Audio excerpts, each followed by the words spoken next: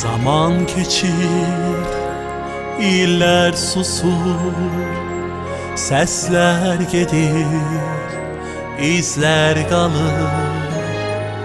Bir ad var ki her yürekte, sakit sakit danışır. Sessiz gücün derin bakış bir milletin talihine yol çekti. Karanlıklardan ümit dolu seherlere, sessiz gücün derin bakış bir milletin talihine yol çekti. Karanlıklardan ümit dolu seherlere. Sen bu halkın nefesisən, sönmeyen bir meşalisen. Adın yazılıp zamanlara silinmeyen bir iskini. Sen bir yolsan biz gelirik, seninle biz var oluruk. Adın geleceğe giden, bitmeyen bir iz kimi.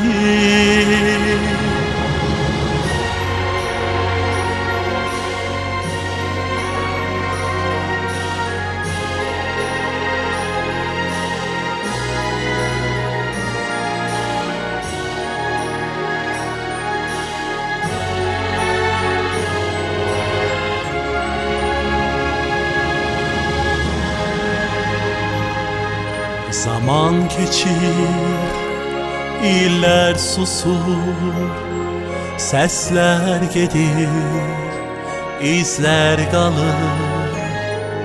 Bir ad var ki her yürekte, sakit sakit danışır. Sessiz gücün derin bakış bir milletin talihine yol çekti. Karanlıklardan ümit dolu seherlere, sessiz gücün derin bakış bir milletin talihine yol çekti. Karanlıklardan ümit dolu seherlere. Sen bu halkın nefesisən, sönmeyen bir meşalisen. Adın yazılıp zamanlara silinmeyen bir iskini. Sen bir yolsan biz gelirik, seninle biz var oluruk. Adın geleceğe giden, bitmeyen bir iz kimi.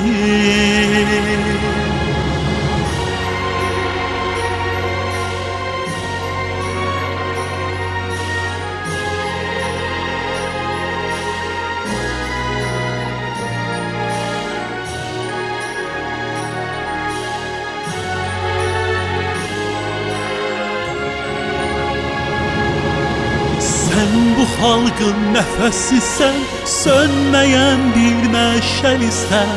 Adın yazılıp zamanlara silinmeyen bir iskini. Sen bir yolsan biz gelirik, seninle biz var oluruk.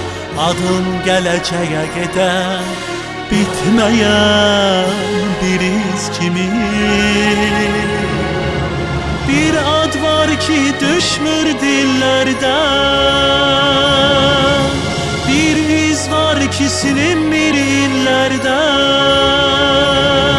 Ey yol gösteren, tarih yazan